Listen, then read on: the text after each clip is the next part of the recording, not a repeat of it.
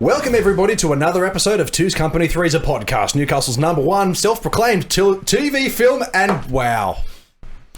Welcome everybody to another episode of Two's Company, Three's a Podcast, Newcastle's #1 film, TV and gaming podcast. My name is Dylan and as always with my co-host Mitchell, and it's time to get our Kepler on and celebrate a good old skew quadrate because it's time. Fuck! I missed my quirky note. This is why we No, that's good. You fucked up, so I fucked up. I knew that you fucked up, so I was like, you looked at me exactly. Welcome to blah blah blah. I'm Dylan, and this is. You missed like so many lines, dude. Yeah. Third time's a charm. Welcome everybody to another episode of Two's Company, Three's a Podcast, Newcastle's #1 film, TV and gaming podcast, Cuck Billy and Bunny the Mum. My name is Dylan and as always with my co-host Mitchell, and it's time to get our Kepler on and celebrate a good skew quadrate because it's time for 2C3 Pod. I'm running out of clever episode names!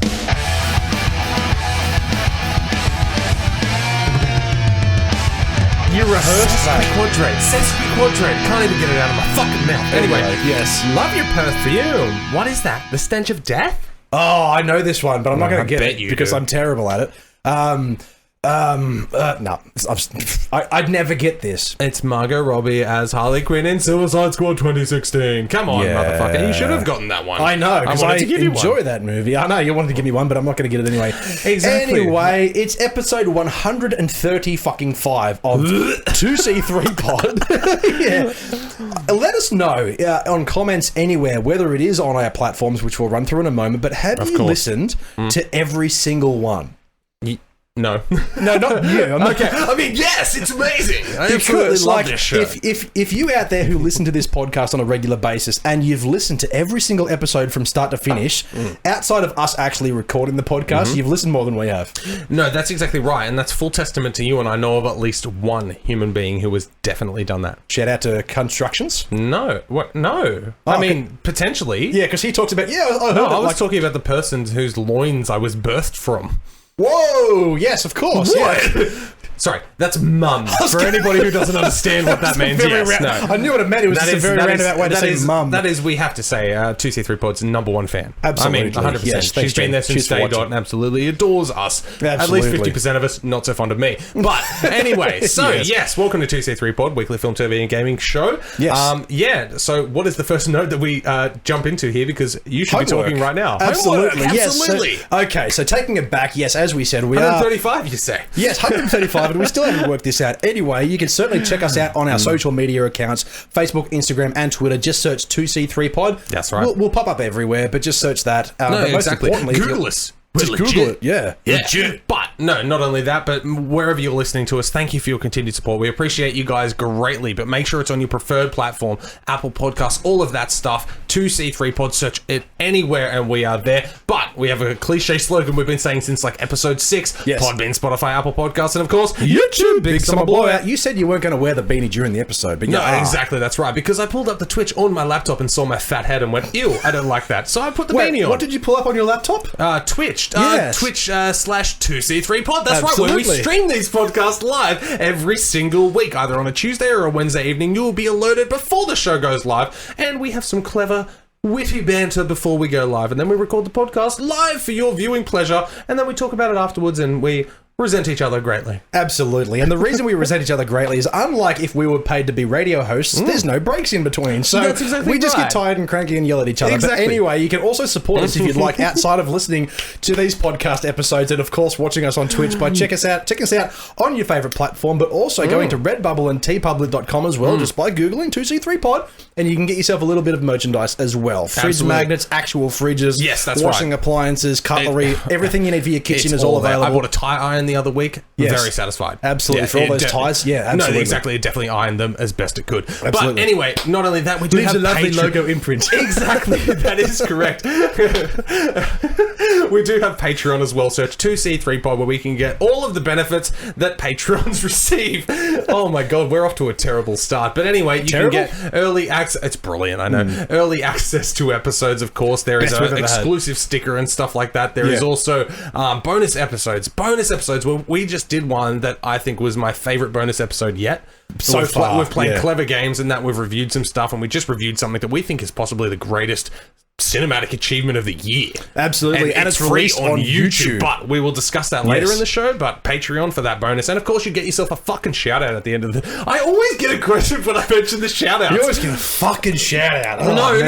It's not. Such It's not. a chore. It's like I'm like angry at them for like supporting us. It's just like, and then you get a fucking shout out at the end of the show. But yes, you. So stick around for those names, and if you are one of our patrons, you'll be hearing your lovely call out later in the episode. Absolutely. But to get stuck into the actual first piece of content for this episode, as we say, news and reviews, YASSS or Pass, Excited or Blighted, Trailer Park, and whatever order I just said that in, we always start with news. And this week's news regarding... It's top 5. It is the top 5. No, the high five. High five. High five. Yeah. 1, yes. 2, 3, 4. Top 5 because that other one's probably copyrighted. It probably is. By a Anyway, children's group. It's just the 5 news topics of things that we pull up That's in the right. week. Anyway, this week we've got an article from Vanity Fair / Hollywood all about the listings of everything that Marvel just dumped on us over the week. Disney Marvel? What did I say? Marvel. You said Marvel. Sorry, Disney. I was going to say, I'm like, Disney Marvel? Disney Marvel, Disney. Anyway, Disney has, like, you know, towards the end of the year, we sort of expect things to slow down, but Disney has just gone, hey, here's like all of your content and our billions of dollars for the next few years. And they've come out with an announcement of a multitude of different projects in the works, and As a lot they of these have a lot of people excited, especially with the course. release of like a lot of these things going direct to Disney Plus. Of course. With the cinematic landscape and where it's heading. Beg my pardon. It's right. probably well and truly justified that Disney's like, you know what? We started the streaming service just in time. No, no. The timing couldn't have been more perfect for them, essentially. I mean, Hold on. They maybe started the coronavirus. So now everybody has to subscribe to Disney Plus to watch this stuff. Honestly, you're saying that like it's like a funny conspiracy theory, but no, Disney started the coronavirus. Yeah, for Quote sure. me. Yeah. But, they're definitely like, as in laughing all the way to the bank. They already were. It's fucking Disney for one. Yeah. But they started it at a time where everyone was like, sweet, awesome, new stuff and all of the Disney stuff in one place. I'll give it a go. And I think as interest started to wane a bit, you can't go out anymore. Yeah. You better get Disney Plus again. That's right, yeah. It's worked out perfectly for them, even though for a project like Mulan, they probably have lost money in that category, but they're still making enough money there. Yeah. So it doesn't matter. It's all one this- big umbrella, unlike the topic we will talk about later, where it's owned by somebody else. So it's a little bit like, what does the dollar figures look like? Disney is like, it's all one big umbrella. It's Mulan totally did fine. well. Mulan was fine. Yeah, they don't give a fuck. Exactly. They're That's still right. making money off reselling you the original Mulan going through a Disney Plus service anyway. So, and all the little toys and things that come out of this. Exactly. But going through the list that Vanity Fair have put together, because I'm too lazy to go through and put a list of things together that I wanted to talk about. Starting off the first of the list, we've got Lucasfilms and their announcement of the Rogue Squadron film, which, if you're unfamiliar with that as Star Wars fans, essentially, like I expect you would be, I know you're not a huge fan of Star Wars. Who told you? You did. Yes. Don't forget. But there was I don't know where this fits within the particular timeline of the Star Wars books, comic books, movies, and the overall narrative, but there was a fantastic Nintendo 64 game called Rogue Squadron that came out many years ago. Okay. Where you're literally flying around in the X-Wings and shooting like AT-ATs and whatever else. Or So basically the game was based off every movie of the whole series. Basically, You fly around and shoot things. That's the like premise of Star Wars, right? fucking A. Yeah. Correct me. And then some people have like lightsabers. That's all I watch it for. Yeah, but anyway, while they're flying and shooting. Yeah, right? they're shooting lightsabers at each other. Maybe that's what's going on there. Anyway, Kathleen Kennedy has announced the new feature film. So not Disney Plus series, but a feature film, Rogue Squadron. There was recently a video game released about this as well. Okay. But it's going to be directed by Wonder Woman's Patty Jenkins. Ah, really? Yeah. I've got no problem with that whatsoever. Patty Absolutely. Jenkins getting behind the camera. Yeah, Okay, like she's right. obviously done. She's made a massive success with Wonder Woman 1 and 2. Of course. And obviously, Disney is obviously recognizing that success, and there's kind of swapping directors here and there with obviously James Gunn and all of these other sort of people amongst DC and Marvel. That's a big get for her, though. Like, Oh, I mean, yeah. she's obviously already a name in the directing industry, having done the Wonder Womans, like you mentioned. But at the same time, though, getting behind Star Wars based project, that's a little that's a big ooh. The thing is about like the release of these. The thing that I've noticed the most of is that nobody hates Star Wars more than Star Wars fans. But all of the news that have come out of this, I've only seen nothing but positive things. And we'll get to one thing in a moment as we go through this list, where we'll talk about as to why is this getting so much positive discussion when initially everybody fucking hated it. Yeah, and I say that with a passion. Oh, I know exactly what you're talking about because it's been getting mocked for years as a possible thing. And now I was like, No, I want to see that. And yeah, anyway. The next one off the list is a character which was initially first portrayed in the Clone Wars animated Star Wars series, and she's now actually had a live-action adaptation in The Mandalorian Season 2, which I'll get to later on, called Ahsoka. Okay. So she's got her own TV series coming out as well, which people are excited for because she is a fan favourite of people who like Star Wars. The next one is Rangers of the New Republic. I have no idea what that is. Me neither. You neither. Yeah. The next one is Willow. I don't know whether this is a Star Wars thing, but I believe it is. Yeah, Lucasfilm highlighted its previously announced Willow based on Ron Howard's 1989 fantasy epic The Warwick Davis reprising his role. Right, okay, excellent, cool. But yeah, so that's happening, but one thing that's not written in this particular article, but it is in the next article, which I did want to open up before we get into the Marvel stuff. So if you open up the next article, which is from Screen Rant, which is relating to Star Wars. Yes, indeed. We did get some news about the Obi-Wan Kenobi TV series. Yes. Which is obviously, we already knew that this was in development, and Ewan McGregor was coming back, of course, to reprise his role as Obi-Wan Kenobi, which everybody was excited for. Of course, absolutely. And people were speculating, would Hayden Christensen come back to play Darth Vader again, considering that he was scrutinized? Oh, no. Big time. No, they would never want him back, would they? Well, no, they would hate it. They would absolutely hate it and revolt against that if it was ever announced. That's right. You know, the Star Wars fans would hate the idea of him coming back. They would boycott all Star Wars moving forward if they decided to bring him back. No. Everybody is totally on board all of a sudden. Where the fuck has that come from? Listen, I really liked the sequel. We've discussed this. The prequel trilogy. We've discussed this before. 1, 2, and 3 came out when you and I were boys. Kids. Okay, Yes. and we watched these going, whoa, this is our shit, you know? Yeah, fuck the other stuff we saw on videotapes and we enjoyed that, but that was our cinema experience. Yeah. So we've discussed that you and I both very much love 1, 2, and 3, the prequel trilogy. Yeah. And I've never had an issue with Hayden Christensen whatsoever in 2 and 3. Like, I've got Fair no problem. enough. Like some of the portrayal of like some moments, which obviously it's not his fault. It's literally the writers and directors about how he hates sand and things like that. Yeah, little character traits here and there. But people like blasted him for his portrayal as Anakin Skywalker from then up until now. I was going to say, I remember being a teenager and hearing like the first jokes poked at like Hayden Christensen, and I was like, what was wrong with it? Like, I thought it was fantastic. Why are they bagging on him? And then apparently it was terrible, and now all of a sudden everybody really likes the idea of him coming back. But like, okay, does this really prove that everybody really did like it, but it just went down the Nickelback route? Yeah, where jump on the bandwagon. Where one person said that those movies sucked, and all of a sudden everybody thinks those movies sucked, when no, you all secretly enjoyed the fuck out of those movies. Exactly, that's and right. his performance as Anakin Skywalker, because he was supposed to be an angsty cunt, and he was. Yep. And then he turned into one of the most evil people in the galaxy. Yeah. I think that transition was fucking perfect. He killed a bunch of younglings. Younglings. Yeah, he murdered children. He did. Like, as in, he's a cunt. Yeah, fucking A, he did. And that final scene in, why am I fucking forgetting the name? Revenge of the Sith? Yep. Yeah, exactly. That final scene in that is fucking gorgeous. Oh, like, yeah. That last scene of the whole first prequel trilogy is fucking great. I love that. Yeah. Yeah, but anyway. At Star Wars 2, Attack of the Clones? Yeah. Exactly. I know. But 1 and 3 were fucking magnificent films. And number 3 especially like where,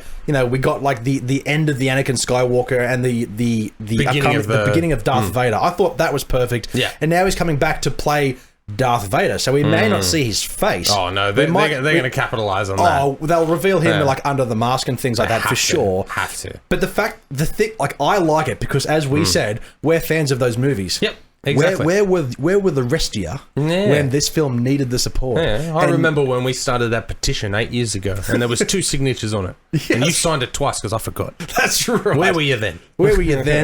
But they've returned in droves now, and everybody seems to be unanimously excited about him returning as Darth Vader. Yep. And you know what?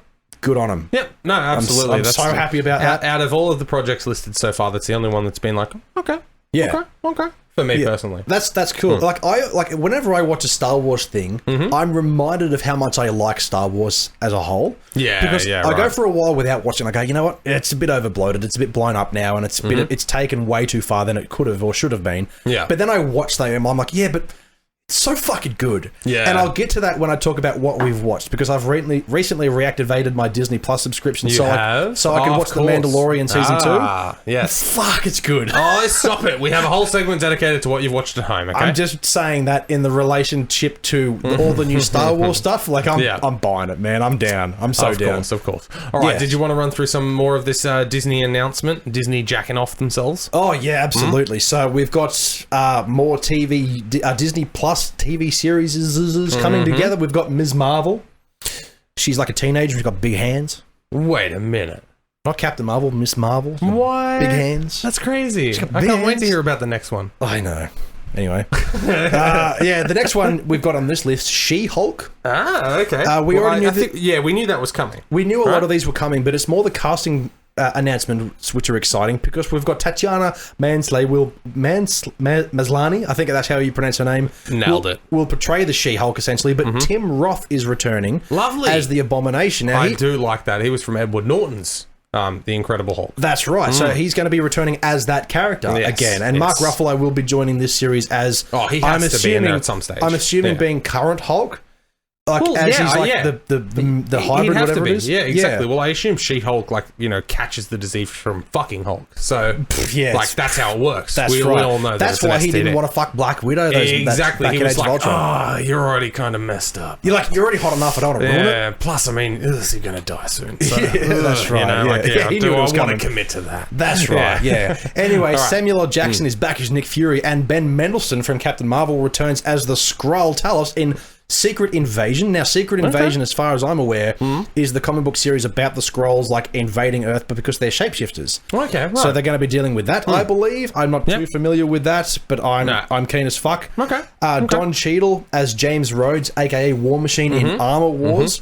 So they've just announced all of these Disney comic properties. Yeah. And they've just gone, you know what? We've already got these established characters. Let's just give them their own Disney Plus TV shows. Yeah. But the thing that makes me so confident about all of these... Confident?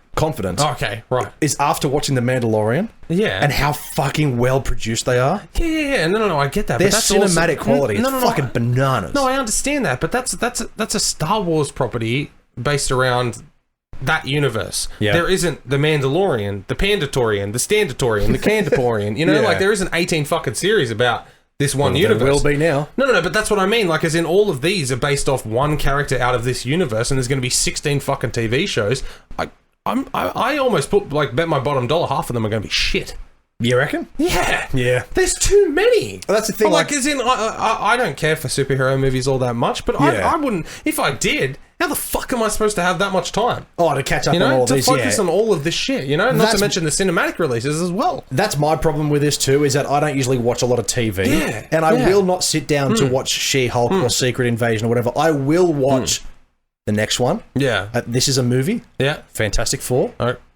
Oh, Fantastic Four. Fantastic Four. Yeah. Floor. Are you saying floor? What? Are you saying floor? No. Okay. Four. It's a fantastic floor. Have a step. Yeah. Fuck no. John Watts will direct a new feature film with the Fantastic Four. Yeah. Which is good. But all these other TV shows, I might watch the ones that I am more curious about. Yeah. But I don't have the time to sit and binge all of these to catch up to the next big event. That's what I mean, exactly. And that to me is the biggest problem. You're adding 18 different pathways to get to that one event. And when you get to that next big event, it'll be a spectacle. But don't forget episode 6 of that one show over here, because we reference one thing that if you don't understand, you're not going to get. You know what I mean? There's too many fucking lines. Mandalorian, standalone. Yeah, that's right. That's fine. Yeah. You're doing great as a TV series, but don't bring out Baby Yoda goes to New Jersey and shit. Don't bring out all of these sub-fucking shows and that. Fantastic Four is a film. I'll watch that. Yeah, that's right. Yeah, it is a film. That's a film. That's all I need to know. Simple as that. Yeah. But we did get new trailers as well for I didn't see it just yet, but for WandaVision. Yeah. Which is one that I'm super excited about. Yeah, we've already had trailer 1 for that one. Yeah, so we've had another trailer for that. There was also a new trailer for Falcon and Winter Soldier. Yeah. And there was another trailer for something that I did. Loki. That's the one I really wanted to talk about. Have you seen that? No. It's all of the things that I've seen about this, you expect them to be, Disney, Marvel, Disney Plus TV series to be fairly lighthearted. Yeah. Loki, and Falcon and Winter Soldier and WandaVision, they all seem relatively dark in tone. WandaVision is the only one that when I saw the trailer... You need another Red Bull? Sorry, no. I told you, what did I say about 10 minutes in and then I'd start getting cranky? Yeah. No. WandaVision was the only trailer that I saw when I watched it and I was like, okay, I'm interested in that show. Whereas the other ones are all like, hey, look, it's that character you like. Yeah. Watch the Loki trailer and tell me what you think. Okay, yeah. Because it's fucking fascinating. That's another one that honestly, man, low-key.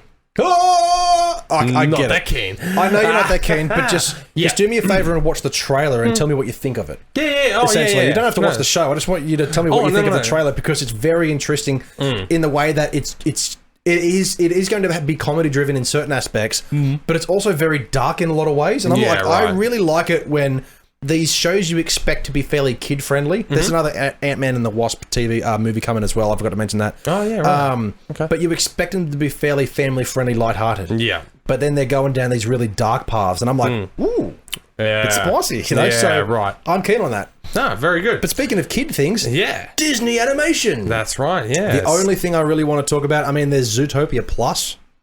Zootopia Plus. Get the fuck out of here. Right. Wait. Get the fuck out of here. Why are you being rude to a sequel to Zootopia? Because I'm not sure if this is like an actual like a feature length sequel, or if this is a TV series. If it's a TV series, I don't want to know about it. No, I imagine it's going to be a sequel. Well, it's Zootopia called Plus. Yeah. Could go to Disney Plus. Yeah, but it could have been Zootopia 2 TOO. And would you get mad at the pun? I would love a full-length cinematic release of Zootopia 2. That'd be fucking sick, because Zootopia 1 is fantastic. Yeah, no, it's a great film. But it's called Plus. Yeah. So I'm just like, we'll see. We'll see. But anyway, there was also one that you skimmed by there that was a Disney one called Encanto? Yeah, exactly. I can't see the fucking A there. That's why I skipped past it. Exactly, Encanto, but Zootopia Plus, it's its own streaming service, essentially. For animals. But also, my favourite part of this is the Pixar section, of course. So we have the next name for the next Disney Pixar film called Turning Red. So I'm very excited for that. Have you read the description? No, but it's Disney Pixar and I trust them. Okay.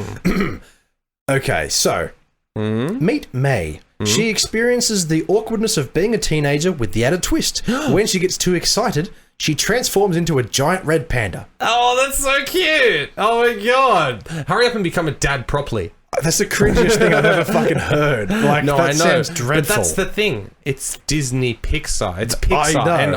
And Pixar. You trust them. Yeah. Oh, I trust Pixar with my life. I will pay like premium tickets to go and see this. I will pay gold class to go and see that. Yeah, but I trust them. you know it'll only come to Disney Plus, right? No. No, don't say that. We're in Australia. Cinemas are open. Yeah, that's right. Cinemas are open, even though I'm not going to be able to see Soul. No, you're not going to be able to see Soul. Is that out now? I haven't checked. I think it is. Maybe. Yeah, no, I'm pretty sure it's already come out on Disney Plus. You might be able to get a subscription for free. Anyway. All right, Mitch. Anyway, that has been the show, ladies and gentlemen. Mitchell is well past his bedtime. Next one on the list is the one that I'm most excited for, but it's also kind of weird. Yeah, Lightyear. Yeah. Now, I first saw an image of this, and it was the face of the character. I was like, that looks awfully familiar to Buzz Lightyear. Yeah. And it turns out it is, but we're going backwards in a way where this is an animated film based on the real person that the Buzz Lightyear toy was based off. Yeah. And I'm cool with that. Yeah. But I'm not cool with the voice actor's choice. And I think we're both on the same vein of this. Chris Evans is a magnificent actor. Yes, and his penis has done wonderful things for the human race. That's correct. And also his career. But Tim Allen is still alive. That's exactly right. And he was Buzz Lightyear literally like 2 years ago. Exactly. So why can't you let him reprise that role, even though technically it's not the same role? But surely, it is Buzz leading to the inspiration. The toy's voice would have been based off the voice of the person it was based on. Just like the face, just like the spacesuit. Yep. So they could have got Tim Allen to do it and just maybe like edited the voice in tone a little bit, pitch shifted a little bit to make it kind of like squeakier, younger or whatever. Yeah, or more human as opposed to robotic toy sound, you know? But in saying that, he never really spoke that way anyway, did he? No, that's right, but he was a factory-produced product, so you'd imagine they could have created it in a lab kind of thing or something like that. That's right. I don't know, a studio. But yeah, I completely agree with you. Why are you doing that? Yeah. Why are you not giving Tim Dick his due? That's right. Like, yeah, I don't enjoy that. But at the same time, though, being a Pixar property... oh, yeah. It's going to be fantastic. Exactly. And the fact that they're actually going to the lengths of, you know what, we can't do Toy Story, 5? We can't keep going into that world, but we love those characters so much. What can we do? Well, what about a character that inspired one of the toys and we tell a real life story, and then get to the point where he's obviously going to die in a bloody plane accident. Car accident. He's an astronaut. There's cars on the moon. No, he dies in a terrible space shuttle accident, so they make a toy out of him in tribute. Yeah. And it becomes the #1 selling toy. You know what I want to see out of this? What? Buzz Lightyear, the toy, when he's flipped into like toy mode, he thinks he's like a real space ranger, and he's got the laser on his arm. Yeah. I want to see the portrayal of this where it's based in the real universe of these toys, right? I want to see Buzz Lightyear, the actual Buzz, go to space and fight actual aliens, which confirms the existence of real aliens in the Toy Story universe. Yeah. And he's just fucking cutting them down left, right, and center. Yeah, no, that's fucking sick. He's going flying away. But then he returns to Earth as a hero, but NASA and the government quickly take him down to a dungeon and murder him to keep it a secret. And then they just sell toys to be like, who's this based on? Yeah, like, he died on re-entry, so here's a toy. And he goes, reach for the... No, that's fucking Woody. Reach for the... It is Woody. Reach for the sky. Yeah. That is, oh my God. What is buddies? To infinity and beyond. That's right, exactly. Yeah. Anyway, one thing that I'm keen for, which isn't coming to either of these things, but it's at the bottom of the article. Yeah. For those who have Hulu, which we don't, but I guess Fox in Australia, which would be Foxtel, there's going to be an Alien TV series. An Alien TV series. Now, an Alien TV series. You're so fucking tired, man. Are you okay? I'm fine, Dylan. You okay? I'm not when you keep bringing it up. Are you okay? No, an Alien TV series. Now, that I like that. Now, but is this going... what timeline is this? Like, what world is it going to be set in? Because I don't fucking it care. is so convoluted now that the timelines, the characters, the universes, where the fuck is it set? Yeah. The thing about the Alien franchise, on a personal level... Yes. I fucking love the Alien movies. Of course. But the best things to come out of the Alien franchise in recent years was these 5-minute short films that were written and produced by like these all different directors. That I don't think any of them actually showed the alien. I can't remember, but they told mini stories set within the universe and people working on LV-426 and things like that. So I'm hoping that this is a completely standalone series. And it doesn't relate to, or maybe not directly relating to the characters that we already know and love, but just events surrounding it. You know, for example, they could tell the story, you know, between Alien 1 and 2, where obviously at the end of, or during the first Alien film, spoiler alert for a 40 or 50-year-old movie, they discover the alien race on LV-426. Ripley returns to LV-426 and they've colonized the whole place. But the place goes dark. They go down to discover that it's been ripped apart by the aliens. Okay. They could tell that story of what happened between, you know, what happened to the colonization on LV-426 leading up to the events of Alien 2. They could do that. Or they could do a Ridley Scott and tell the story of discovery and human race and gods and where we came from and how the alien race was invented by a dumb robot named David and fuck off with all that Prometheus bullshit. Turn that into its own franchise. Keep it away from Alien, just make it its own thing would be great. But the fact that, like, anyway, I could complain about that like I already have in previous episodes. But yeah, for a TV series, I would love it to be set around just certain events within the Alien universe that don't directly result in like ending up being anything like what the fuck is going on there? Are you hearing that? No. Anyway, it's just me. Oh wait, are you hearing that? It's like cutting in and out. Anyway, are you hearing that, people in chat? We are live, but it's like cutting in and out in my ears. You're talking about that right there, maybe, yeah. Like anyway, what was I saying? I'll keep all that in. It's fine. No, exactly. That's quality. That's what we aim for here. You know, like my favorite part about podcasting is the mistakes, because we learn from those mistakes immediately, but then the next week we forget what we've learned, and it's just basically back to episode 1. Well, the thing is, how we do it. But yeah, exactly. But we haven't spoken about Alien before and your thoughts on the stories. So please, could you tell me, like, as in, what do you think about the TV series, and what kind of timelines do you think they should cross in the universe of Alien? Yeah, I don't know. I know that you just spent 10 minutes like reciting that, so I'm like, I'm just going to ask him again and see what he says. Yeah, no, I'm not doing that again. Yeah, listen, I really like the Alien franchise, and I'm keen for a TV series, but I'm not overly confident with what they're going to do with it, because I've been let down recently with the Alien series, so we shall see. But in saying that too, I might not get to watch it because it's only be on Foxtel, and I ain't paying for that shit. But it is Fargo creator Noah Hawley who's involved with it, and he is working alongside Sir Ridley Scott, so... Yeah. There's potential, but, I mean, at the same time, Ridley, you're good, man. Just let shit go. Yeah. Just let it go. Make like The Martian 2 or whatever. Kid. You done did good. Absolutely. Let's leave it at that. Yeah. Anyway moving on to the next bit. That's Have you read this at all? I've completely... Anyway. No, I haven't, but I enjoy the idea of it. Okay, so Judd Apatow has slammed Warner Brothers for the disrespectful HBO Max streaming deal. Now, last week's episode, we talked about Christopher Nolan. That was the big talking point from last week's episode, was this HBO Warner Brothers? Yep. Yeah, streaming deal. That's right. Yeah. So the idea that, like, these film companies and directors and producers, whatever, made these big blockbuster films designed to be spread to the widest possible audience on the big screen, cinematic releases. And then they've gone, you know what, we're just going to put them all on HBO Max because that's the best way to release things in this current climate, obviously. Unless you're in Australia, where we don't have it, where we can still go to the movies.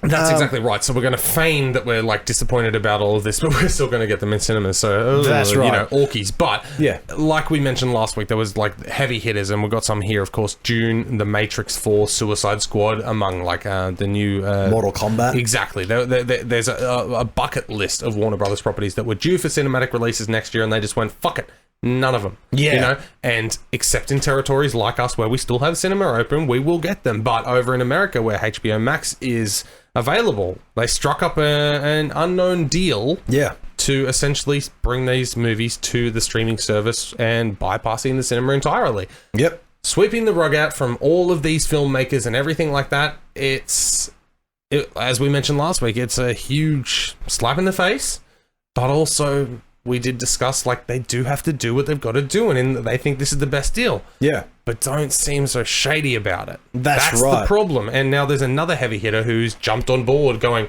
what the fuck? Yeah, Judd Apatow, who's, produced a lot of comedic films throughout the years and whatever else. Like Knocked Up, Superbad, fucking 40-Year-Old Virgin, Love You Man, all of the fucking funny movies of the last 15 years. Point Grey Productions? Or is that Evan Goldberg? I think so. Or are they both? That might be Seth and Evan. Yeah, exactly. But anyway, carry on. Anyway, we know who Judd Apatow is. The reason I wanted to bring this up is because last week you were interested in the financial figures. Yes, that was my biggest sticking point, was the fact that, okay, so they're going to lose box office for all of these films. Now, a film like The Matrix 4, that's a $200 million movie, hands down easy. Yeah. That film would be expected to make about $1 billion in the box office. Obviously, current climate, that wouldn't happen. So if they take it to HBO Max and say, all right, here's this film, and obviously HBO Max goes, cool, thanks for the movie, here's some money. Yeah. What is that money, and how much are they going to get? Because it's not like HBO Max people are going to rent this movie for $5. That's right. They are already subscribed, paying money to HBO.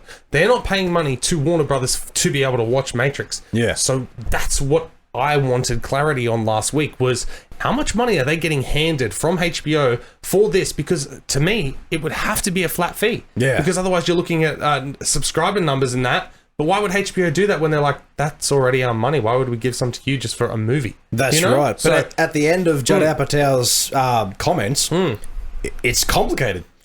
We don't have a description as to what's exactly happening here, and we don't have any dollar figures just yet. But the reason I wanted to bring this up is because that's what your biggest sort of takeaway from this is. No, exactly. And I can't wait for those numbers to come out. But it's nice that even people in the industry are going, what the fuck? They're saying the same. They're asking the same questions and saying the same things that you are. Yeah. And that's the biggest sticking point. I'll read verbatim what the comments said from Judd Apatow. It's somewhat shocking that a studio for their entire slate would call what appears to be nobody. So therefore confirming that they didn't tell anybody who produced these films. Yep. It's the type of disrespect that you hear about in the history of show business, but to do that to just every single person that you work with is really somewhat stunning. Yeah. It creates a financial nightmare, and here's where it gets juicy, because people are paid residuals. They're paid back-end points. That's what they get out of it for years and years of hard work is usually based off the success of their films. And so now what does it mean to have a movie go straight to streaming? How do they decide what to pay you? So exactly, if the film is successful, like, they're not paying a portion of the ticket sales. Like, no, they're not. People don't buy these movies per stream, not paying a cent per stream, How do they decide what to pay you? Do you even have a contract that allows you to negotiate, or is it really up to them at this point? It raises thousands of questions, which I'm sure is very complicated. And that's what we're going to be hanging on at the edge of our seats here at 2C3 Pod just to find waiting, out. yeah, exactly, to find out what they are going to do about money for these people, because so many people throughout like the history of cinema have made disastrous financial decisions involving box office, and some making genius ones. I believe Harrison Ford, out of the three leads, Luke Hamill and Carrie Fisher, I believe out of those three leads in those Star Wars films, Harrison Ford was the only one who said, no, I'll take some box office revenue instead of a flat fee. The other two took the flat fee. I think the reason there is because Harrison Ford was already well experienced and advanced in the business. No, exactly, that's right. No, I think it was more a case of he was like, yeah, this is a big hit for me, but I'm already fucking Indiana Jones and shit. Like, I'm good, you know? So I don't think he was thinking about, like, I don't need that flat fee now. I'll just take whatever this gets, you know? Like, I'm good. But, like, people like James Cameron as well. He got, like 2.5% of, like, Avatar's box office. Oh, boy. We know how much money that made. Like, you know, like that kind of thing. These people, we don't know, like, all involved with these films, we don't know if they had deals for box office revenue. How are they going to get paid out for that? There isn't going to be no box office revenue. There is going to be no residuals from that kind of thing. So that's what's just driving me insane. And I'm just wondering if Warner Brothers is burning some fucking bridges hard here. We'll see. Like, they're ruining people, because do you think the people are going to be like, the people who they've burned are going to want to come back? Like, I can't remember who's got June on the way. I can't remember who's involved with that. But also you've got James Gunn as well. Like, is he going to be like, yeah, no, that's all right, I'll work with you, Warner Brothers, in 2 years? Like, they might have fucked him over. He might have had, like, box office revenue as part of his contract. Denis Villeneuve. That's right, exactly. Yeah, no, but a very experienced filmmaker. Is he going to want to work with Warner Brothers again if they're just going to do this shit without telling anyone? Like, it's a big fucking deal, man. And when you say, like, you know, actors taking home a portion of the box office, you know, like, I was thinking to myself, I was like, well, none of these films have, like, The Rock or, like, Robert Downey Jr. and things in them, but they still have other big hitters. Like, in June, for example, you've got Dave Bautista, Josh Brolin, Oscar Isaac, Jason Momoa, Rebecca Ferguson, Zendaya, all of these big fucking hitters. And I'm pretty sure there's another 3 or 4 names you could list in that film in particular, because it's so big. Big film. But the other one, the Suicide Squad. We've been through that cast so many times. There's like 20 A-listers. It's not like 3 A-listers and then 20 B-listers. They're 20 A-listers who can all headline their own movie at one point or another. Those people, like, surely they worked out a deal where they would get, like, a small portion of something, you know? Like, that's a very common thing in film. What does Warner Brothers do for this? Because there is going to be no return from that. They're just going to get a flat fee from HBO Max. Unless they worked out something with subscribers, but I fucking doubt it. You know, like, I reckon what's probably been handed out now after all this is like, here's your fee and here's a cease and desist. Oh, what do they call it? Cease and desist. Not a cease and desist. That's like when you stop something. Stop doing the floss. I have it copyrighted. That's right. No, it's a what do they call it? A non-disclosure agreement. Oh yeah, an NDC. NDA.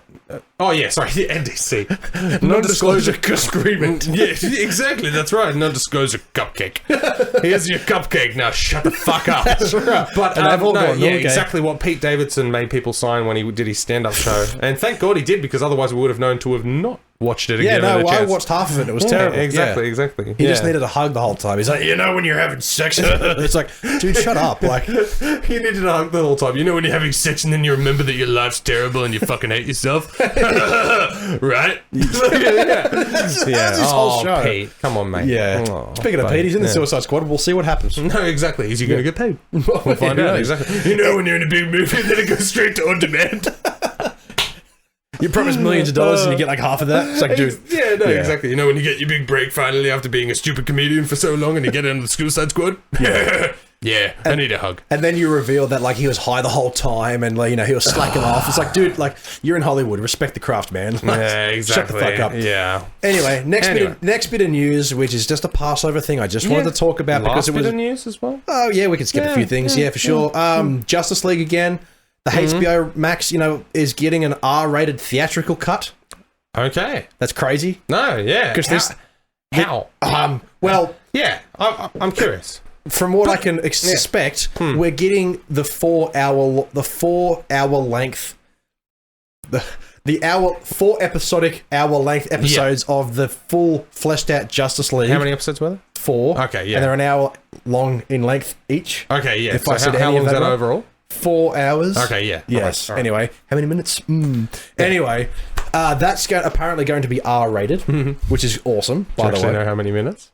I'm trying to work it out, but it's I'm 240. I'm so fucking I know, exactly. I'm looking at you going, he doesn't want to do math right now. No, at the best of times. Yes. So, at the blurst of times. Anyway, but we're also getting an R-rated theatrical cut.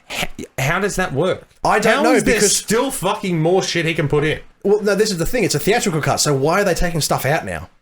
He's adding it all in for a 4-hour super HBO Max TV thing. Yeah. And then they're going to have a theatrical cut? Surely it's not going to be a 4-hour longer than Once Upon a Time Hollywood. Oh, I would, you know what? No, I don't know. No, exactly. I don't understand how any of that works. But either way, Zack Snyder, he's got to be like such a happy dude right now. Yeah. Like, seriously, after everything that he's been through, and especially with Justice League from back in the day when filming it and stuff like that, and to get to the point now where not only you finally get to release the vision that you had, you get to add to it in retrospect. Add to it, you can have an R-rated theatrical version. Like, I mean, he's got to be on top of the world right now because he's been balls deep in this project for how many years now? Like, it came out in 2016, 17? Something like that. Something like that. Yeah. Yeah, so he's been probably working on this for the last 5-6 years at least. Yeah. And then everything that he's dealt with personally, I couldn't be happier for the dude. Yeah. And I remember for so long on the podcast, whenever there was a bit of news about it. Yeah. Like, think about that, man. Think about the journey that we've been on alongside Zack Snyder. It was like the 3rd or 4th episode, it was kind of like, dude, shut up, man. Get over it. And then the next time it was like, why are you still going on about it, dude? And then it was like, oh my God, stop trying to get fucking people's attention. And then it was like, it's going to happen. And we were like, oh, good. Sorry. Like, good job. Like, persistence, you know? That's right. And now all of a sudden off. it's coming out next month, I believe. I believe it was January, I think. Oh, I didn't see that part. No, if it is, I'm excited. Oh, no, I don't know. But it said 2021, and I don't know, we talked about it getting HBO Max like 3 months ago. I don't think it'll be January, because the other bit of news that I think I included here, but I don't think we'll talk about it, is there was reshoots for Amber Heard's character of Mera, which was recently finalised for the Justice League reshoots as well. Oh, okay. So not only, obviously, is she returning for Aquaman 2 that we talked about with the whole scandal with her and Johnny Depp and whatever else, but they've just finished reshoots for her character for the Justice League. Okay. So I think they're still deep in producing this whole thing. So anytime in 2021, we may get it, we may not, whatever. Yeah, right. I'm just still on the edge of the success of this thing being like, okay, now he's putting everything you want in.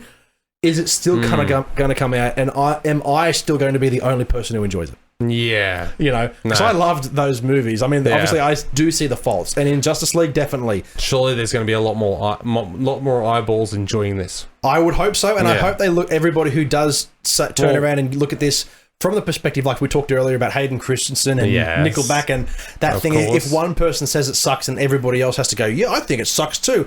No, cunt. Just fucking make up your own mind. If you enjoy something, you're allowed to. Yeah. Even if you didn't, like, inherently the movie... Like Santa Claus 3. We all know it's the greatest film of all time. But at least the greatest of the... Stop it. It doesn't. It's great. I will be rewatching it very soon. It's fantastic. Yes, we will. But yeah, talking about that, like, the movie, like, you're allowed to think that something is bad but still enjoy it in its own right. Yeah, and exactly. You can do that for this. I still enjoy Pauly Shore. Yeah, that's right. Okay. And you're like the only person who does. That's what I mean. Like, as in he's got 5 feature films, and I've seen all of them, and... Yeah. And I love them, and he has thanked me personally for watching them. Yeah, because he said, what did you think? You know? Nobody's given me feedback yet. That's right. Anyway, at the end of this, there was one more bit of news regarding gaming this week, and I'm just going to skip over it real quickly by mentioning that we were going to talk about it, but I'm not diving into it. Okay. Recently, we've had the Game Awards of 2020, and usually the Game Awards, like most award seasons, are just bullshit times for like people to celebrate their successes and whatever else. And yeah, fair enough, like the people on the list of, you know, best art direction, best game design and all that, you know, there were winners. I believe The Last of Us 2 won Game of the Year or whatever it is. I was about to say, like, The Last of Us 2 was the big winner out of the whole evening, it looks like. I believe they won about 4 of the 5 major awards, so and that's good for the game. The thing is, though, like, a lot of people are blowing up about that because of the kind of game it was and the development that it had and the message it was trying to send and all this sort of shit. Yeah. And, you know, it did give the opportunity for, like, the general public to vote what their favourites were, but there was also somewhere written in the fine print, like 90% of the votes as well are actually casted by like industry professionals or whatever on their end. Yeah, so like whatever we vote for doesn't really matter. No, you know. But in saying that, like people are blowing up about what games won what. Like if we go through the list, we've got Game of the Year, we've got Last of Us 2, We'll do it. We're on the topic. I didn't think you were going to respond. No. But you did. I was literally just going to say, like, as in, I just wanted to touch on a couple of the categories that I actually was, like, you know, somewhat invested in. Yeah. Like, as in, debut indie game was obviously Phasmophobia. Yep. You know, because that took over Twitch like hardcore and is still very big on Twitch right now. Yep. Mobile game Among Us with its resurgence in popularity. Of course, that's coming out to Switch now too. Yeah. Well, there you go. Cool. Exactly. Look what happens when you get a bit of fire behind you and a couple of big streamers to jump onto it. You know, Yeah. Community support, Fall Guys. I'm not surprised by that at all because they were very well known for even early in the game's popularity, where if somebody was cheating, they wouldn't even make it to the end of the game before they would be booted live, you know, like, so that kind of thing. But yeah, there's another one for The Last of Us 2, you know, Last of Us 2, Final Fantasy's won a couple in there, Mortal Kombat 11 picking up fighting game, I'm pretty sure that's like one of the only ones. No, exactly. Animal Crossing won best family game. Woo! Yeah, absolutely. You know, things like that. The thing that I keep seeing on my Facebook and Twitter though, because I follow the kind of groups that that complain about this sort of shit. Of course you do. Is that you'll see in almost all of these lists that Doom Eternal came close but didn't win anything. Yeah, really? Doom 2016 won a shit ton of awards. Best music, best game design, all this sort of stuff. Yeah. And then Doom Eternal comes out, which doubles down on everything that made it so great, and it didn't win anything. Yeah. And I'm like, okay, cool. Like, I understand. Like, I'm glad that it's up there, but I think it's a perfect fucking shooter. Yeah, of course. But I'm also biased, but at the same time, I can look at it from a third-eye perspective and go, I can see this is why it doesn't sort of gravitate towards the general gaming market. Yeah. Because it's fucking difficult. Yeah. The Last of Us 2 or Ghost of Tsushima and these other, like Final Fantasy, these games that have been around for a while, they've got an established fan base, but anybody can start and get used to it and enjoy it, as where something like Doom Eternal, you kind of have to really like work to get into it, you know? Yeah. So I understand why it didn't win anything. Yeah. But everybody in those communities, shut the fuck up. It's an award ceremony. Doesn't mean anything. If you enjoy it, you're allowed to. Yeah, Dylan. But if there is Best Podcasters Awards out there, hit us up. I'm sure. Yeah, I know. There's a lot of them, and just nah. But yeah, that's enough for news. If there's a Sleepy Podcasters Award, count me in. That's right. I will definitely not be there because I'll be sleeping. You'll be sleeping. I'll be sleeping. And I'll sneak in bed. That's right. Anyway, that's enough of news topips this week. As you can tell, it's getting towards the end of the year, and the news is getting quite slim. So we make the most of what we have. But it's time to talk about what we've watched at home. That's right. Now, do you want to kick this one off, or shall I? You can get into it first. I'll be able to sneak in a quick nap while I remember what I've watched. Okay, so... well, you did write it down, which is good. So, as I said earlier... I was just teasing you. Oh, here we go. That's all right. It begun before we even started, let's be honest. That's right. Anyway, so this week, actually, as I said earlier in the episode, I reactivated my Disney Plus subscription so I could finally watch Season 2 of The Mandalorian. Yes. Now, as I said earlier... God damn it, this fucking show just looks so good. Yeah. The stories are great. It looks good, but then you watch it and it's shit. Is that what you're saying? No, the opposite. Yeah. The production quality of this is unfathomably good. Unfathomably good. Yes, it's really good. It's really good for a TV show. Yes. Yeah. But it's got like full high quality cinematic production behind it, and obviously it's produced by Disney. It's going to be big and bombastic, but of course, just holy shit! Like the stories themselves are fine, whatever. They're serviceable. Like you can understand where they're going with it, and each episode is like written by like Jon Favreau for starters. Most of the episodes are written by Jon Favreau. Of course, and you got to think about it to that guy. You got to hand it to him. He made everybody who works at Disney, like the company itself, billions of dollars because he wrote and directed the first Iron Man. Yep. And that wasn't a Disney property, really. It was like a Marvel property, and then Disney was kind of attached to it. Yeah. And then it just went... But that also pioneered, basically, the whole Avengers storyline, right? The MCU in general, which was then obviously helmed by Disney and whatever else. And now he's doing Star Wars. Like, Jon Favreau, the man himself, who was just usually an actor, has written and directed pretty much everything so he's more writer-director than actor to me now. Oh, absolutely. But it's him who's skyrocketed the success of the popular Disney franchises right now, and it's fucking insane. But the cool thing about The Mandalorian Season 2 is that every episode had a different director. Yeah. Jon Favreau wrote most of them. But of course. One episode was directed by Robert Rodriguez. Another one was Bryce Dallas Howard. Nice. Another one was... I could go through it if I looked it up, but like... Well, obviously, if you had a list, you'd be able to read. Of course, you would think, anyway. But, every episode was directed by somebody different, and that was amazing. And the style of the episodes, like, it really showed. Yeah, right. Okay. But obviously, like... And also, each episode as well does have, like, a cameo appearance from somebody cool. Okay. One of the episodes has Michael Biehn. Really? Yeah. Okay. And he plays kind of a bad guy. Like, he doesn't do much, but... He's got a tune there. He's got a tune there, yeah. And also as well, the inclusion of Bill Burr returns for his character in one of the episodes. Yeah.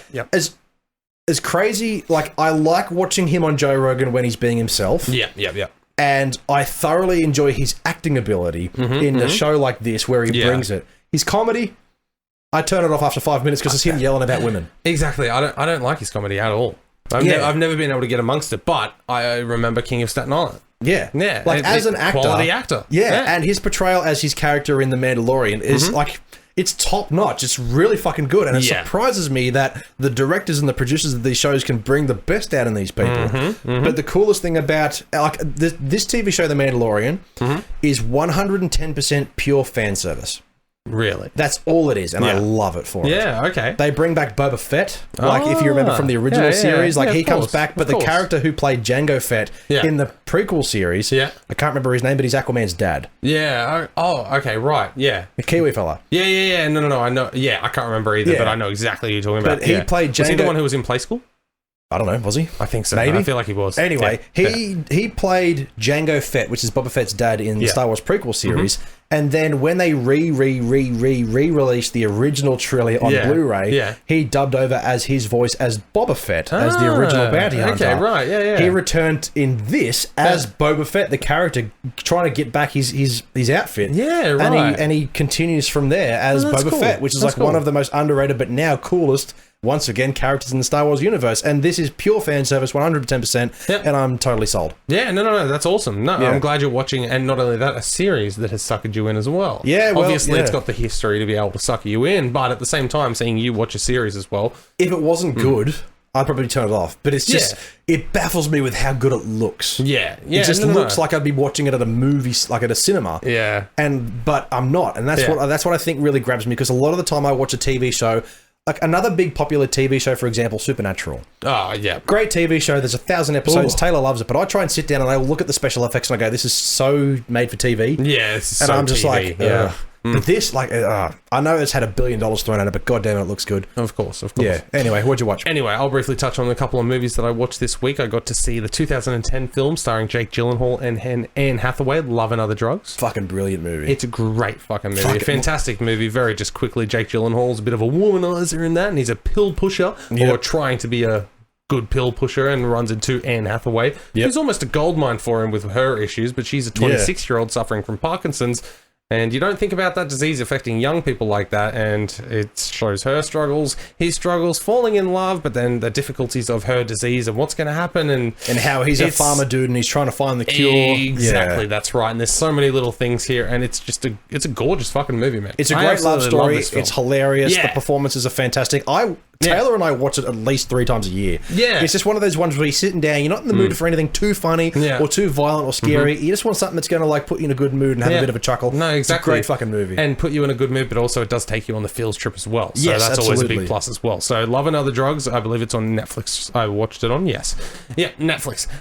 Anyway, no, I watched it on Amazon. You watched it on whatever you wanted to watch it on. No, sorry. I just wanted to make sure I got it right. I didn't think it was on a service, but there it was on Amazon. Anyway, and the second film I got to watch was Jordan Peele's follow-up to Get Out, Us. To watch this, I watched Us. Now, I loved it. Of course. I was like, please tell me it's good. No, exactly. I absolutely love this film. Now, obviously, Jordan Peele, Academy Award winner for Get Out, followed up with Us, and a lot of people were a bit iffy on this one, but me personally, you watch this film, and it is just enjoyable. It's a very interesting concept when you start to unravel the pieces in that, but it's so creepy. It's not jump scary. It's just creepy. Well, that's and it just has this vibe about it that's like, ooh, imagine if, that's what Jordan Peele is really good at. Like with Get Out, for example, it is all about this could be real, you know, like it's crazy to think, and it's not jump scary. It's just the concepts are fucking frightening. Oh yeah, no, exactly, and so like some of the visuals and stuff like that.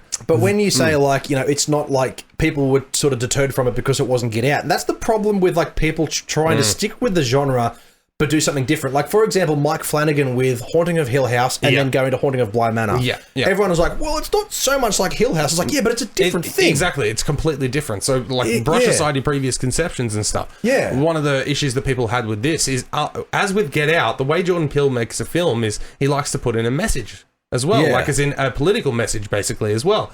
and he did so with this and that, and it wasn't as well received this time. But at the same time, I literally watched the whole movie and then found out about the political message. Okay, I didn't watch it and go, I see what you're saying. That I was watching it as a horror thriller, and I was like, this is great. Yeah, it's good. As a movie, exactly. Yeah. So for me, the ending fell a little bit flat because I will just say I did predict what was going to happen. Okay, and so because I had that thought in the back of my mind when shit was getting revealed, I was like, gotcha. I thought so. Exactly. So I kind of took some steam out of that for me. But if I didn't pick up on that, I would have been like, whoa. Good call, but I'm a genius. So that just comes with switch your brain off when you're watching these movies. Exactly, that's right. That was my problem. But anyway, so Us, I watched that. Is on Netflix. Very good film. If it's on Netflix now, I definitely will be checking that one out during my short holiday. Yeah, no, it's a good time. Yeah. Absolutely. Cool. Well, I think it's time to wrap up the show. Yeah, no, I think usual stick. Yeah, that's definitely it. Yes, we just go through the motions until... Oh, Betty Sue, my cousin wife, it's time to head on down to the trailer park. That's right, ladies and gentlemen. It is time to head on down to the trailer park. Betty Sue's got the hot dogs already on the barbecue, and we're going to get down here and go through my top 5 suggestions for trailers this week that have hit the interwebs. Yep. We're going to review and think whether they're going to be good or bad. That's right. If you're Based off the trailer. If you're listening to this episode, feel free to pause the podcast after we've stated the name of the trailer. Go watch the trailer, then come back and listen to what we think about it. But ripping straight in. Let's do it. Absolutely. All right, we'll get it kicked off with our first trailer this week, Nomad Land.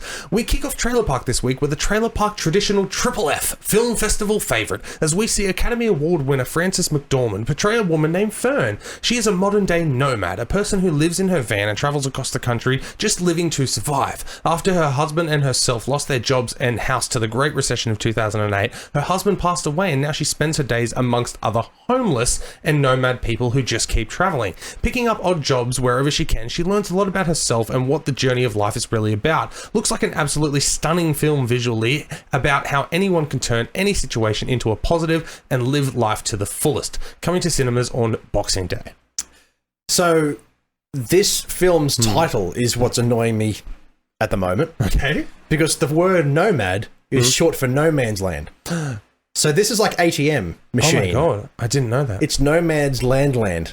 Yeah, I could be wrong about that, but I'm pretty sure Nomad is short for no man's land. Anyway, but what did you think of the trailer of the film and not the words? But going back to the word for a moment, obviously nomad is just the term for a person who doesn't stick to one place. They kind of travel around and they live in different areas throughout the country or whatever. Yeah. Frances McDormand, I'm not familiar with her films so much because I don't think I've ever... I might have seen her in something once or twice, but I do know that she's a phenomenal actress. I do know that she's won awards. And she's top tier in that sort of category. And this film definitely does look interesting, telling the story of a woman out on her own, how she survives. She's asked the question, are you homeless? And she answers no. She's houseless, but she's still... Exactly. She has a home on the road and is telling that sort of story. Yeah. I don't really know where the film is going to go. The thing that really struck me curiosity-wise about this film is you watch the trailer and you notice the way it's shot. Now, to me, this looks like it's shot like a documentary. Like they've gone on the road just to do mad shit and they've built a film around it?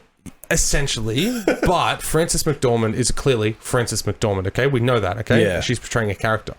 Everybody else listed in this cast is a real person. Yeah. So they're not actors. Yeah. These are actual nomads. These are actual people she meets at the job office. These are actual jobs that she goes to. She's acting. Everyone else is just bouncing off her. Like they're treating her like this person. Okay. So it's very strange the way it has been filmed, and it struck me curiously. It's based off the book by Jessica Bruder and written and directed by Chloe Zhao, and it's really got me intrigued, man. This one's a big summer blowout for me because I want to see this in cinemas, and I want to be able to watch this and almost get lost in the fact that she's an actress. Because everybody else is just being themselves. I think she's just a character thrown in there. I think that's what this film is going to try and go for, is having the character, the lead character, sort of just blending into the environment of the films, so to speak. Yeah. And so that way you do buy into it and you forget about the actual setting there. Yeah. Do you feel this is going... Oh my god, I just realised her name is Fern. I thought it was Fran, and I was like, her name's Frances. Oh my god, she's homeless. She's houseless. When is the Oscar season? Oscar season is now. Oh, okay. As in the nominations will get announced, I think, next month or beginning of February, and then the awards are April. Okay, so this... in Venice, this came out September 11 this year, but the release date for the United States, February 19, 2021. So do you feel this is Oscar season bait? Potentially, but it will always come down to whether or not it's shit. I don't think it'll be shit by any stretch of the imagination. No. But at the same time, a film like this could very clearly be like, oh, okay, you're pulling too hard there. You're trying too hard there. But in saying that, films who do that usually make it. Yeah, no. There's a lot of films that just come and disappear very quickly because they just bombed hard. Yeah. Look up like top 10 like worst Oscar bait films. Yeah. And there's some big name films on there that you forgot existed. Right, And okay. they were driven with being serious and we won an award and they got fucking shit. Yeah, right. But this one, I don't think it's Oscar bait. I think this is genuinely a passion project based off a novel written and directed by a very independent filmmaker. And the concept of Frances McDormand portraying a character in a real world situation, basically documentary almost.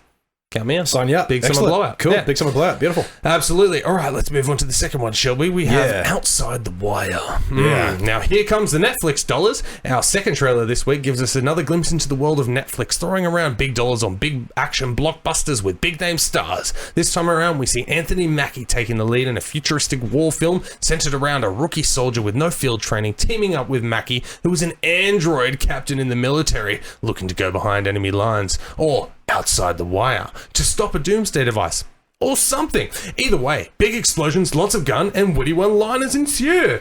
Coming to Netflix January 15th. Lots of gun. Yes, lots of guns. Lots of gun. Okay, thank you. That's what you said. Oh, did I? Yeah. Well, there's I many loved it. gun. There's many gun. There's many gun. Yes, many I a did gun. write it correctly, but I just... There's a gun. There's a gun. And there's lots of... Yeah. Anyway, But, yes, outside the wire, looking at this from like the trailer perspective, is your next stock standard Of course. action flick produced by Netflix. Like, I can definitely see why this one is not getting a theatrical release. But in saying that, it possibly could if it was, you know, if Netflix were allowed to release it in cinemas, essentially. Yeah. But why would they? This film does look like it's going to be a good time. I'm personally into like the science fiction action shooter genre films. Yep. You know, dumb movies where you can switch your brain off and have a bit of fun with the science fiction action side of things. It's going to deliver on all of those fronts, and I'm excited for it. But in saying that, whether it's going to be good, I have no idea. Is this the film, or is it the next one that we look at where the trailer says produced by the same producers of Six Underground and Extraction and those things? I don't think it was this one. It might have been the next one. Yeah. Either way, both of these films are like that. That kind of perspective of like it's the next big action blockbuster, but it's coming to Netflix. So of course, I'm going to personally give it a big summer blowout because I do want to see this because I don't give a fuck about the story. I just want to see androids and explosions and cool shit, and then and switch my brain off and just eat popcorn and have a good time with it. So yeah. Okay, big summer blunder for me. Yeah. You know this style of film. Oh no, absolutely. Nothing. Yeah, it does. Absolutely it's nothing. doing nothing for you, but it's definitely my cup of tea. So of course, exactly. Yeah. All right. Moving on to the next one. Shadow in the Cloud. Yes. Now, our third trailer this week sees Chloe Grace Moretz take the lead in this World War II thriller with a twist. Moretz stars as a female pilot tasked with a secret mission on the highest classification. But get this, during the mission, she runs into a spot of bother in the air when fucking gremlins jump aboard her plane and start making her life a living hell. Yep, I said that correctly. Fucking gremlins. You know, like that movie. Fucking gremlins. I have no idea where this has come from, but I'm all aboard. Shut up and take my money. Coming to cinemas February 2021. Yeah. What the fuck? So I gave you the suggestion of this film trailer because I saw it in an article, and the thing that captured my attention is that I didn't watch the trailer until today before recording this episode. Perfect. I really like the trailer. Yeah. I really like alternative science fiction takes on like World War II era things. Like Overlord, for example, is a fantastic World War II film with a crazy Nazi scientific zombie setting, and I love it. And this is going the same kind of route where we've got like a military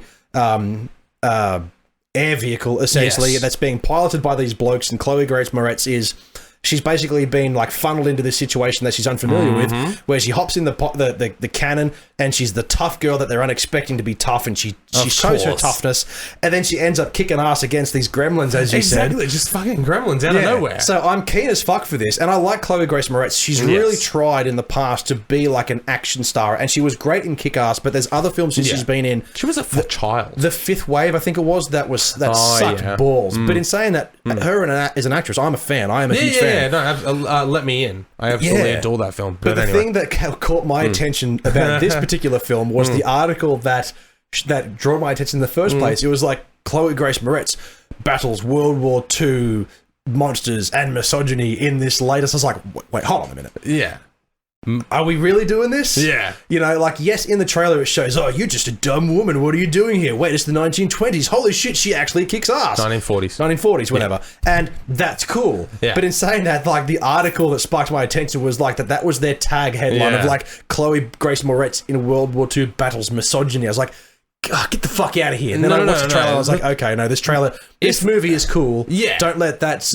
No, like, I was going to say, if they wanted to capture your attention, just have Chloe Grace Moretz is the first female pilot in World War II to battle fucking gremlins. Like, it literally have that, and people go, wait, what? Like, for a second there, I was like, oh, we're reading a series. What the fuck is that? Like, we don't have gremlins. What? How is her battling misogyny more exciting than punching gremlins in the face and being the toughest motherfucker on that plane? Exactly, that's right. Anyway, it was weird, but I really like the trailer to it. I am keen as fuck for this. I do like the idea of, you know, like, what the hell is she doing here? This young female, like, pilot, she's just kind of shifted into this fucking setting, which, like, in that particular time period would be kind of unheard of. Yeah. But she kicks ass, and it's going to be awesome. And gremlins. I mean, there's no explanation for that. There's no historical accuracy at all. For a second, you're like, wow, this is incredible. Yeah, exactly. They look like the tiny gremlins if they were about 6 foot tall and stretched every limb out. Yeah. And they were like... I don't know. I don't know. But I don't know. They fed them after midnight. It's their fault. I would have been keen as fuck for this if there was no gremlins and they were literally being attacked. No, it still looks like a pretty appealing story. Yeah, nothing wrong with that at all. Yeah, absolutely. Yeah. All right.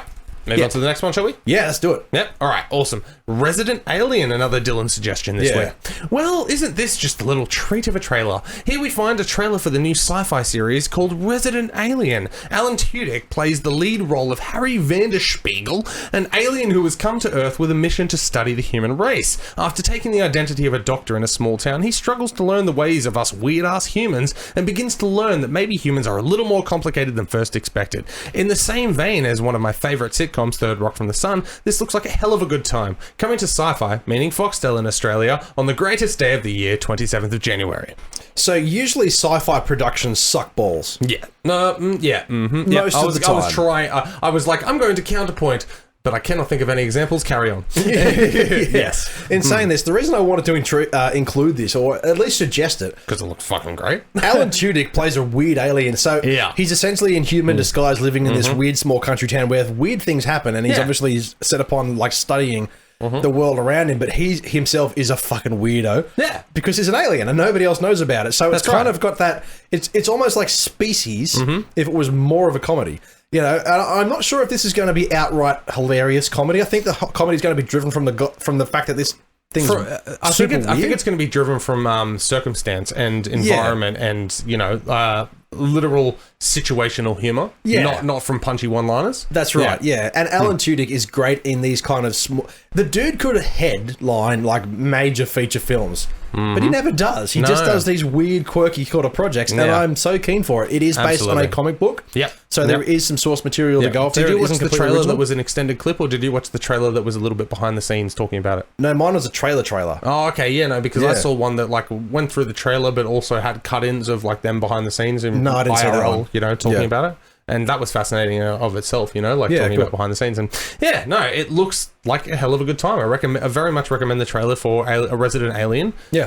At first, it kind of sounds like Resident Evil, of course, so you immediately think, oh, it might be dark and violent. No. This is a lighthearted comedy, but situational comedy about, you know, just fish out of water. Technically. So it looks fantastic. Anyway, let's move on to the final one this week. Let's do it. A recipe for seduction. Now, people ask me all the time, Mitchell, what fun is it to review trailers for films? And most of the time I don't have an answer, but this week, I have the only answer they'll ever need to hear. Because, my dear doubters, every now and then we stumble upon a trailer so absurd, so unrealistic, and so fucking unbelievable, it's just too good to be true. And here we have it, a recipe for seduction. In this Lifetime original mini-movie, we find none other than Mario fucking Lopez portraying the legendary Colonel Sanders. Yes, I said that correctly. Colonel fucking Sanders. The chicken guy. KFC. You know it. The story follows a wealthy heiress who is being courted for marriage by a douche of a wealthy dude. But she isn't interested because she is falling hard for the family's cook, Colonel Colonel Sanders. And how could she resist it? He looks finger-licking good. This mini-movie is available right now on YouTube, and also check out our Patreon bonus episode this week where we break down the entire thing shot for shot. Special thank you to good friend of the podcast, Darcy, for giving me the heads up about this masterclass in cinema. Absolutely. This film, as you said, tells the story of a young woman going through a bit of a relationship turmoil, and then she discovers and falls in love in a very short period, mind you. Goes from almost marrying a dude to falling in love with the local chef, and the chef turns out to be Colonel Sanders. Not local chef, Personal chef of the house, family cook. chef of the game, essentially. Which is absolutely it's essentially Colonel Sanders. Yep. And throughout the trailer, they're eating chicken at a big fine family restaurant, family dinner. Sorry. Yes. And then, as we said, Mario Lopez. Now, in Australia, that name might not be so familiar, but he is a popular American TV star, TV show star. Yes. So it's crazy that he was picked for this, but it's just so. As we reviewed in our Patreon special, which if you are a Patreon subscriber, go listen to that when you can. Yeah. This 16-minute lifetime romance short film based around Colonel Sanders and KFC plays it so fucking straight from start to finish. Oh, yeah. But it is also the dumbest thing you've ever seen. It makes it the perfect viewing experience. Exactly, and I think that's all that really needs to be said. I'm not going to chime in there because we did break it down in very vivid detail for Patreon. There's a 25-minute episode of us just talking about a 16-minute fucking movie. That's right. Figure that out. Yeah. But anyway, so that has been Trailer Park. Absolutely. I just want to say, star of the show, obviously, Mario Lopez, but then you've got Cuck Billy and Bunny the Mum. Cuck Billy and Bunny the Mum, yes. Yeah. They were, I can't say anymore without spoiling my opinion. That has been Trailer Park. Yes. We've had just a quick recap on that. We've had Nomad Land, Outside the Wire, Shadow in the Cloud, Resident Alien, and of course a recipe for seduction. But moving on to the next bit of the podcast, the fourth and kind of final segment, unless you've got something to rip roar into. It's the final segment. The final for the segment week. this Absolutely. week, as we are incredibly prepared, we move on to. Yes, we are. It's time for Yass or Pass, excited or blinded. That's right, ladies and gentlemen. It is time for Yass or Pass, excited or blinded. Now, this is one of my favourite parts of the week each week, where we look at the films coming to cinemas locally here in Australia. Rest of the world, my most sincere apologies. But if you do have cinemas open around you, make sure to check your local guidances and figure out what you could possibly see this weekend. But for now, we're going to discuss our options and decide what we're going to see for a very YouTube review segment next week. All right, kicking it off, the first one. The first one we have this week is a Chinese film called The Rescue. Now, a rescue unit within the Chinese Coast Guard are forced to overcome personal differences to resolve a crisis. Yeah. No. I want to hear in-depth thoughts about this one. Well, this is the first time I've heard of it. I don't know. Yep. Pass? Pass? Yeah. You're not going full-blooded? No, I'm not going full-blooded because I'm sure it's fine. Yeah. But, at the same time, this sounds like a very stock standard kind of action flick. It's a Chinese production. That's cool. Yeah. But, I would love to see something like Parasite quality or Peninsula quality. Yeah. We always talk about, we want to see a foreign film at our local cinemas. And we have done, wrong. But I want to see something that's emotionally driven, something that's not necessarily winning awards, but having high praise. I think either a high critically acclaimed film or a horror film. Yeah, for sure. Those would be the two things that we'd look out for with foreign films, just because it's personal. That's right. But outside of that, The Rescue, I'm not interested. No. All right, 100%. That's fine. I'm exactly the same. That's a pass. Yep. Moving on. All right, our second film this week that is new to cinemas is one called Dreamland. Now, this one kind of just came out of nowhere, but it's got heavyweight Margot Robbie involved as well as Finn Cole. And it's essentially just a teenager's adventures as a bounty hunter take an unexpected twist. And it's set in, looks to be about the 1940s. Thereabouts. Small town. So the premise on Wikipedia says a young farm boy helps a seductive fugitive hiding in his small town during the Great Depression. So Margot Robbie, I'm assuming, is the seductive fugitive. Yes, because she's not a young farm boy. But who knows who's portraying who in this film? Anyway, we don't want to assume. That's right. I mean, anything could happen in the 1930s. But in saying that, but Blighted. Yeah, no. I'm going to give this one a YASS. Okay. Just because out of this week's options, I'm like, yeah, it looks like a movie. Yeah, you know, right, okay. You never know. This is one that clearly I think is getting a cinema run because there's been nothing else this year, as almost everything else has gone through. And not only that, this is the week before Boxing Day in Australia, and Boxing Day is the big release day of the year for us. That's right. Thanksgiving in America, Boxing Day here. That's right. So they're releasing the scraps. Yes, exactly. And Dreamland, maybe. Just remember, Mitchell, we don't have to go to the movies. No, we do. We don't have to go to the movies. No, I'm you telling you.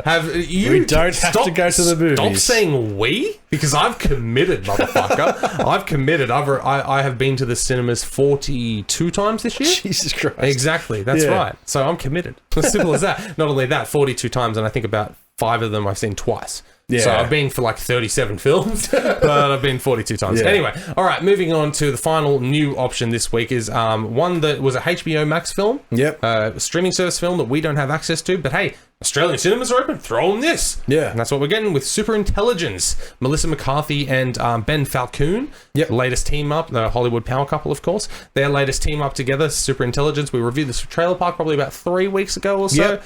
Melissa McCarthy's just a regular, run-of-the-mill woman. And the entire fucking internet technology that is all one big bot that is James Corden decides to end or blow up the world in 3 days unless you prove me that humans are cool. Yeah. And it's Melissa McCarthy and she does things. I like Melissa McCarthy personally. I think she's a great that. actress. I think I've enjoyed most of what she's been in. I think she's usually the best part of the films that she's been in most of the time. Except for The Kitchen. Except for The Kitchen. A dog shit piece of film. She did well, but Elizabeth Moss. Oh, yeah, for sure. She was the absolutely outstanding portrayal in that film. But I understand. But yeah, in saying that too, like out of Do you remember this trailer? I do remember this trailer, and I saw it again last weekend when I saw Happiest Season. So I saw the trailer for this again. And listen, like, I would be down if I didn't have to hear James Corden's voice. Exactly, and not only that, he's there for the fucking whole duration. The entirety of the film. And I know you don't get to see him. It doesn't, that voice. Like, he plays the voice, and the reason they choose the voice is because Melissa McCarthy's character, Carol Peters, likes James Corden in real life, essentially. So the super intelligence that threatens to blow up the entire planet picks that voice to use. So listen, out of all of the films this week, I'm just like, you know what? I really don't want to spend my money on any of these motherfuckers. No, that's totally fair. Now, I've been meaning to say to you off air, but may as well say it on air. I think when it comes to... Fuck you! No, I think... I'll say that on air. Fuck you. But no, I think when it comes to YASSS or Pass, if we want to watch a movie, we can pick whatever the fuck we want. Yeah. Okay? I could pick one that came out 3 weeks ago. Yeah, You know, we can pick one that's a preview screening or a one-off screening, you know, that kind of thing. So, my pick this week, there's preview screenings for the Eric Bana film, The Dry. Yeah, so I was going to ask about that one because I've got the email for it, but it's not on this list. So when is that proper release? Is that next week? No, proper release. That's the first week of the new year. Oh, I okay. believe. So I think it's 2 weeks in advance. Yep. But I think there's some sessions that I might be able to make this weekend. So I'm probably going to go and see The Dry for my film. Now, like you said, we don't have to go. You know, so you don't have to go, and I've carried 2 of the last 3 weeks solo, YouTube reviews. That's because there hasn't been a great deal, and there still isn't. But in saying that, when does Let Him Go come out? Let Him Go. That one's been out for like 2 weeks, dude. When did we talk about it? Because I really want to see that movie. And we decided we were going to see Possessor, but then only one of us did. There's no sessions tomorrow. Nothing. There is one session middle of the day on Friday, I think, for Let Him Go, or Saturday. No, Let Him Go at Glendale. I'm looking. No, I'm being serious. It might have been Tuggerah. I'm on the website for all. What, Event Cinemas? Oh, no, it's just Glendale. Yeah, sorry. Yeah, there's your problem. Yeah. No, I think it was Tuggerah. There was 12:15 for Let Him Go, but as much as I don't like saying it, maybe Jack Hoyt's. Yeah, right, because I really want to see that reading. Ooh, damn fighting words. It's fucking reading. But yeah, if I can get to see that. Anyway. Yeah, okay, so you're going to look for Let Him Go. If I can get it. Kevin Costner and Diane Lane. Yeah, because I only saw the trailer again a couple of weeks back, and I thought it wasn't out yet. It looks fucking great, man. But no, it's been out for a couple of weeks. That's why there's only like one session a day now. Right. So, you'll potentially Let Him Go. If I can get it. No, that's fair, exactly. And I might go and see a preview screening of The Try with Eric Bana. Yeah, well, I like Eric Bana, so I'll watch the trailer for that, and if I can't get anything else, I'll see it. There's sessions for that all day, Saturday and Sunday. Right, okay. Yeah, across the board. But anyway, we'll see. All right, so anyway, make sure to go to YouTube and check out 2C3 Pod, and you will see whatever we review. Yeah, that's right. You'll see. It'll most likely be a double review or something. Yeah, exactly. A double review or a single review. Of the dry. That's right. Me. Yeah. Excellent. Yeah, exactly. Anyway, that has been our show, 135th episode of 2C3 Pod. If you want to support us over on our social media accounts where you can get in touch with us directly outside of the stream, of course, and podcasts, of course, certainly find us on Facebook, Instagram, and Twitter, all at 2C3 Pod. Just give us a little old Google. Absolutely. And wherever you're listening to us, thank you for your continued support. Please make sure, if whatever podcast platform you're listening to us on, make sure to like, share, subscribe, rate, review, anything like that. It really does help us out a lot, especially Apple Podcasts. 5 stars, write a little bit of a note there, and that helps us out a ton. But anyway, we have a cliche slogan, of course. Podbean, Spotify, Apple Podcasts, and of course YouTube, Big Summer Blowout. If you want to support us as well outside of those things, you can certainly support us by heading over to tpublic.com and redbubble.com as well. You can find a little bit of merchandise as well, but most importantly, Patreon. Yes, absolutely. Patreon, where you get all of the gorgeous bonus benefits that you can think of. You get early access to all episodes, automatic entry to all giveaways. Not only that, you also get bonus content, bonus episodes over there for Patreon only members, and there's a sticker as well. But most importantly as well, you get a fucking shout out. You get a fucking shout out, of course, and we're going to run through those right now with our hero Alice Reddit. Thank you so much, and our bloody legends Courtney Harris, One Day, Mother Duck, Beth, Dodgy Blade, and Elle. Thank you so much for your continued support. We appreciate you guys to the moon and back.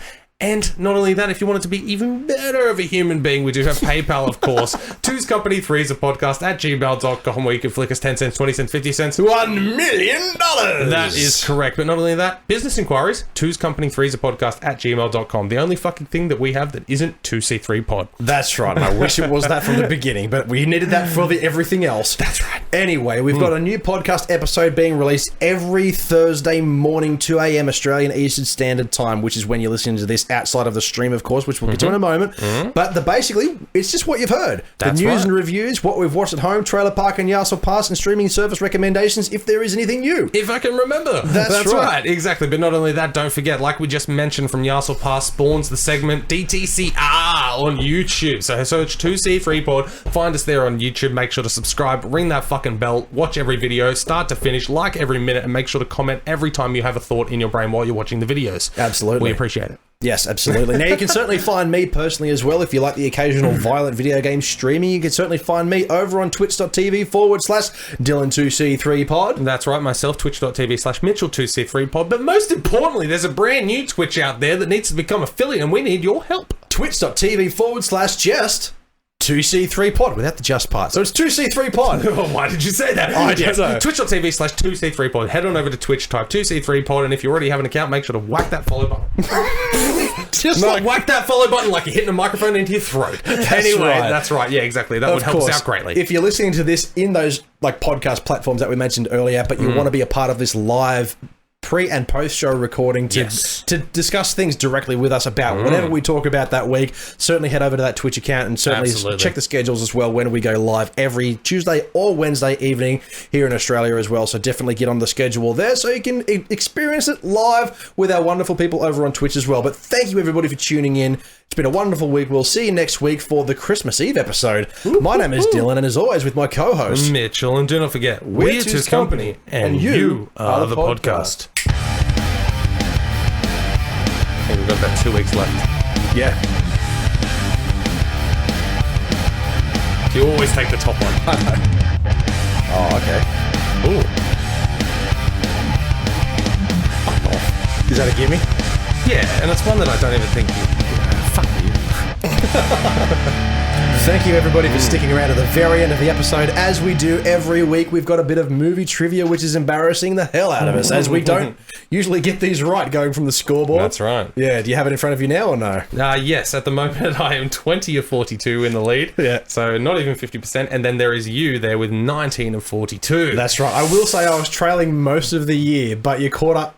Not most of the year. You were leading. That's what what did I say? Said trailing. Sorry, no, you were leading. All, I think leading all bar the first What the hell is that? Some robot just said that they want to get to know us. That was so weird and in our ears. Yes. But anyway, you were leading all bar the first 3 weeks, and then I've been killing it the last 5 weeks, and by killing it I mean I've gotten one more than you. That's right. Anyway, starting off the trivia this week, leave your comments below if you're watching this live. Did you want to? All right. Oh, this is how many we've got left. So there's technically 3 weeks worth there left, right? Okay. But Christmas Eve. Do we want to wrap it up then? Absolutely. We'll do 2 this week and 2 next week. Yes, let's do it. Yeah, okay, for sure. Perfect. All right, Cool. Well, take that top one as well as the second one. We'll go question for question for question, okay? Yep. And this will decide whether or not... Okay, I'll read the first one that I got first. Yeah, okay. Okay. Same. I'm not going to look at this one until I read it to you. In the 1988 action movie Die Hard, Oh, God. what does Detective John McClane leave in the limo? Oh, fuck me. No thanks. Damn. Oh, the question. Right. Yeah, the question. Oh, my God. Fuck. It's going to kill you when you find out, isn't it? No, exactly. I only watched... I wouldn't get this right because I haven't seen this movie in a long time. No, but I only watched Die Hard like 7 months ago. Is it... He's taking a stab, ladies and gents. No, is it some kind of like ingestible food or drink product? Absolutely okay, not. No, exactly. Is it ingestible food or drink product, as opposed to a non-ingestible food or drink product? Exactly. Anally. I'm going to say... It's not... Is it a movie script? No, it's a giant teddy bear. Oh, okay, right. Yeah. Fair enough. Yeah. Okay, so I was wrong there. All right, so moving on to your first question. Okay. At the end of the movie Scarface, Tony Montana is surrounded in his office when he pulls out an automatic rifle and yells, what famous line? We've had this before. If we go back, we've had that. What the hell is going on with those mics? I don't know, but I'm not sure. That's say hello to my little friend. Yeah. We've had that question recently, I swear. Not recently. No. No, I'm confident it's not. No, I'm fine with that. I'm giving that to you. I'm giving that to you. Well done. Congratulations. All right, what's my second one? Okay. In the movie Leon, have you seen a movie called Leon? I haven't. Cool. Who plays Mathilda, a young girl trying to avenge the killing of her family? That's a question mark. Let me rephrase this. Hold on. In the movie Leon, who plays Mathilda, a young girl trying to avenge the killing of her family?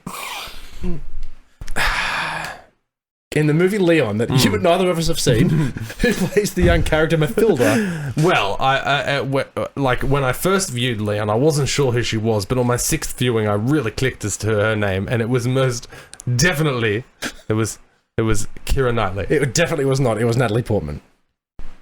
You were very close. I was going to say, I'm like, my next guess was Anne Hathaway, and I'm like, there's three the same woman. Fuck off. God damn it. Anyway, all right. Can you take the lead back? All right, we'll see. In True Romance.